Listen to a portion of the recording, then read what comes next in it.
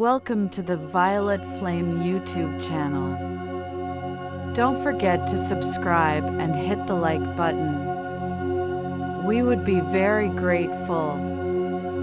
And now let's dive into the amazing world where we are just guests. I will tell you a story that happened to everyone. Let's go! Awakening programs. Awakening programs are related to destiny. It is destiny that is responsible for activating these scenarios. Awakening can begin immediately after reaching the age of majority. It's not for nothing that this age is considered pivotal, and a person, especially a boy, must go out into the world and demonstrate his best qualities there to become a man. As the classics said, what is our life? A game. A game, the rules of which are strictly predetermined. If you don't follow the rules, penalties are triggered. At first, the penalties come in the form of warnings, so that you return to the original scenario, and if the warnings are not heard, ignored, then punishments are activated. Punishments are what hurts, so that it is understandable. Moreover, punishments also have gradation. At first, you can get away with a bruise, and only then will a fracture come. It's all conditional, but the meaning is clear. All our teachings are accompanied by awakening programs. These are scenarios in which we feel uncomfortable enough to be in them. Moreover, the longer we stay in them, the more serious the test comes to replace the previous one. For example, something in your life doesn't suit you, and you don't change it. You tolerate it, in other words. And it is precisely what you endure that is the awakening program. As patience stretches over time, trials become more complicated so that it becomes completely unbearable to endure. What happens inside a person? What experiences do they have? It's different for everyone. Some people have rubber patience, it hurts, they cry, but they continue to stay in a destructive scenario. They complain to everyone, sometimes endure violence against themselves, but do not stop enduring it. Some say they can't take it anymore, but don't change anything. Some can endure it until death. What's the point of that? The problem is that people are not honest with themselves. They forget why they came here.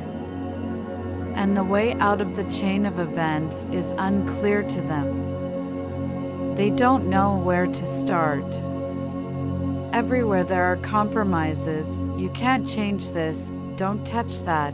There are loved ones here. There I can't imagine life without something that destroys it.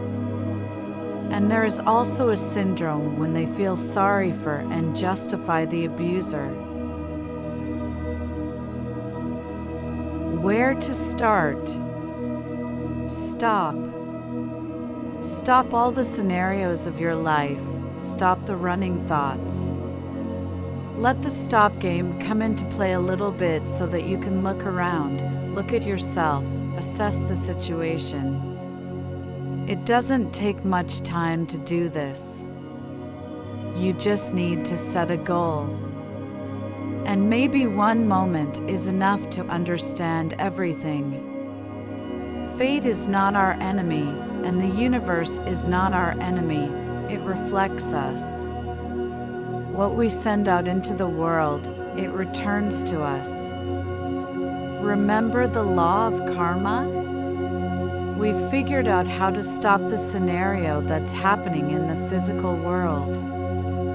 But what about stopping the thoughts?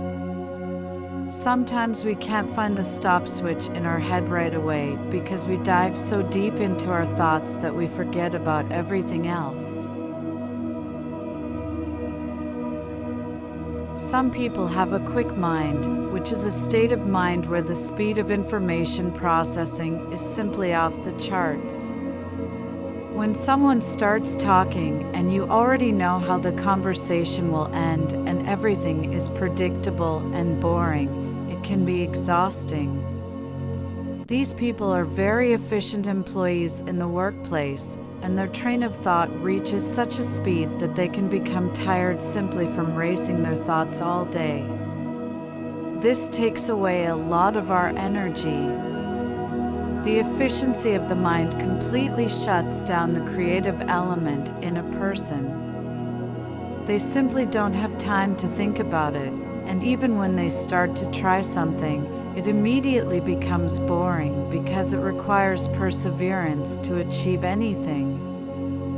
A quick mind is all about speed. There's no time to wait, and the main focus is efficiency, productivity, and so on.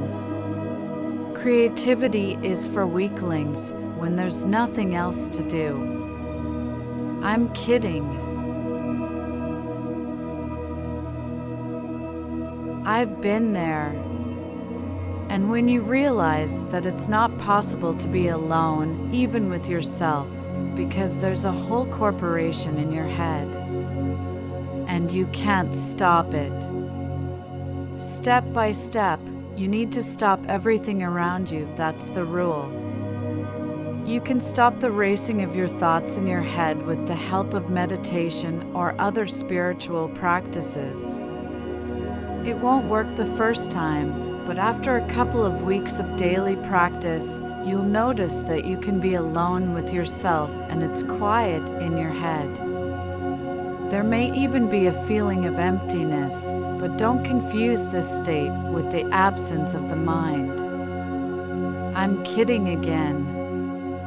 It's just that the brain shuts down for a while because there's no need to process anything.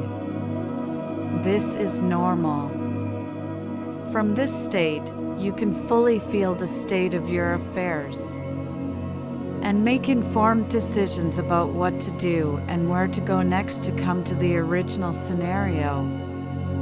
And the original scenario is almost the same for everyone: to reconnect with the soul, remember your tasks, and go out and embody them. One of our tasks is to create and make the world a better place through our creativity. Everyone has their own path. The essence of the game is not to tolerate everything. Everything that you don't like, change it. Although it's easier said than done. But that's the point. First, declare your problem, then turn it into a task, and then solve it. Thank you for listening. We would be grateful if you leave a comment about the story you heard. Meanwhile, enjoy the meditative music. See you on our channel.